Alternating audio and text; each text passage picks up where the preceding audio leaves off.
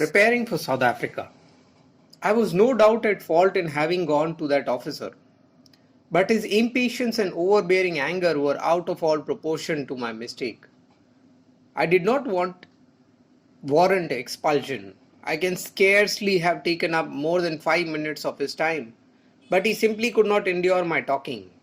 He could have politely asked me to go, but power had intoxicated him to an inordinate extent. Later I came to know that patience was not one of the virtues of this officer. It was usual for him to insult his visitors. The slightest unpleasantness was sure to put the Sahib out.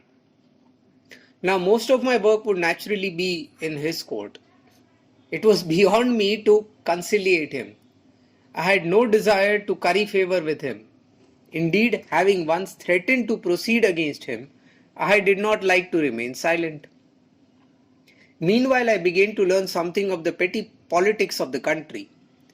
Kathiawar, being a conglomeration of small states, naturally had its rich crop of politicals. Petty intrigues between states and intrigues of officers for power were the order of the day. Princes were always at the mercy of others and ready to lend their ears to sycophants. Even the Sahib's peon had to be cajoled, and the Sahib's Shirastedar was more than his master, as he was his eyes, his ears and his interpreter.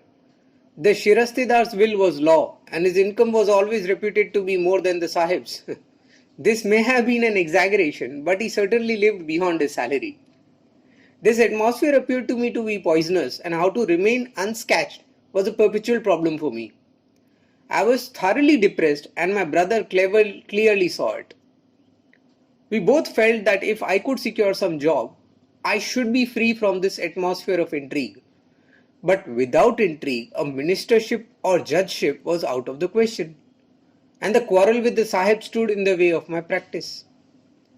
Porbandar was then under administration, and I had some work there in the shape of securing more powers for the prince.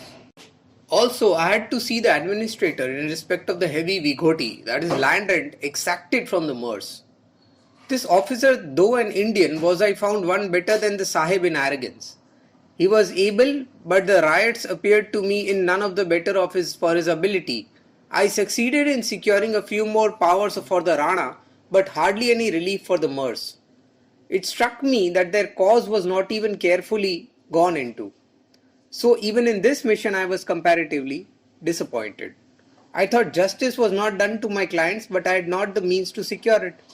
At the most, I could have appealed to the political agent or to the governor, would have dismissed the appeal saying we decline to interfere.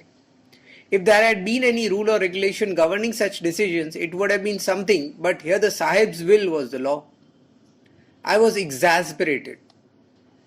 In the meantime, a Memon firm from Porbandar wrote to my brother making the following offer. We have business in South Africa, ours is a big firm, and we have a big case there in the court. Our claim being £40,000. It has been going on for a long time. We have engaged the services of the best vakils and barristers. If you sent your brother there, he would be useful to us and also to himself. He would be able to instruct our counsel better than ourselves, and he would have the advantage of seeing a new part of the world and of making new acquaintances. My brother discussed this proposition to me. I could not clearly make out whether I had simply to instruct the counsel or to appear in the court, but I was tempted.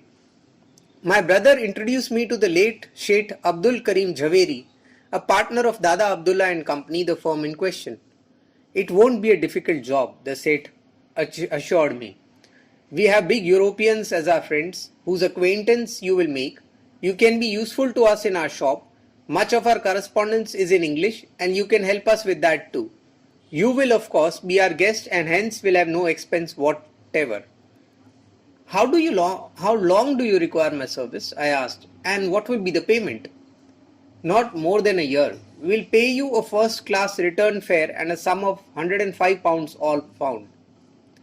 This was hardly going there as a barrister. It was going as a servant of the firm. But I wanted somehow to leave India. There was also the tempting opportunity of seeing a new country and having new experience. Also, I could send £105 to my brother and help in the expense of the household. I closed with the offer without any haggling and got ready to go to South Africa.